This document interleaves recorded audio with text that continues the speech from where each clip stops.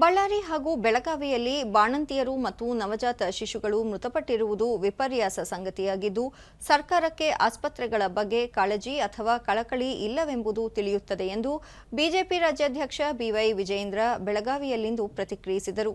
ಈ ವಿಷಯದ ಕುರಿತು ಸದನದಲ್ಲಿ ಚರ್ಚಿಸಲಾಗುವುದು.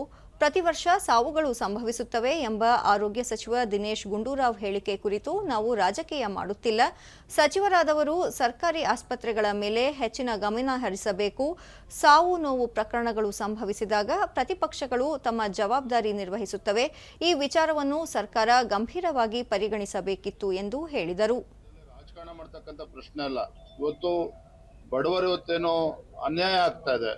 ಸರ್ಕಾರಿ ಆಸ್ಪತ್ರೆಗಳು ಹೋಗ್ತಕ್ಕಂತ ಬಾಣಂತಿಯರು ಹಸುಗುಸುಗಳಿಗೆ ತೊಂದರೆ ಆಗ್ತದೆ, ಪ್ರಾಣ ಕಳ್ಕೊಳ್ತಾ ಇದ್ದಾರೆ. ಸತ್ಯಾಂಶಗಳು ಅರ್ಥ ಮಾಡ್ಕೋಬೇಕು ಅಂತ ಹೇಳಿ ಬಂದಿದ್ದೇವೆ.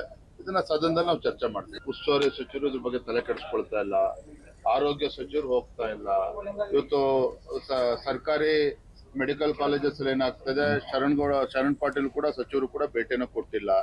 ಹಾಗಾಗಿ ಈ ಬೇಜವಾಬ್ದಾರಿತನ ಏನಿದೆ, ಈಗಲಾದ್ರೂ ಎಚ್ಚೆತ್ಕೊಂಡು ಸರ್ಕಾರ ತುರ್ತಾಗಿ ಇದ್ರ ಬಗ್ಗೆ ಗಮನಿಸಬೇಕು. ಆ ದೃಷ್ಟಿಕೋನ ಇಟ್ಕೊಂಡು ನಾವು ಹೊರಟಿದ್ದೇವೆ.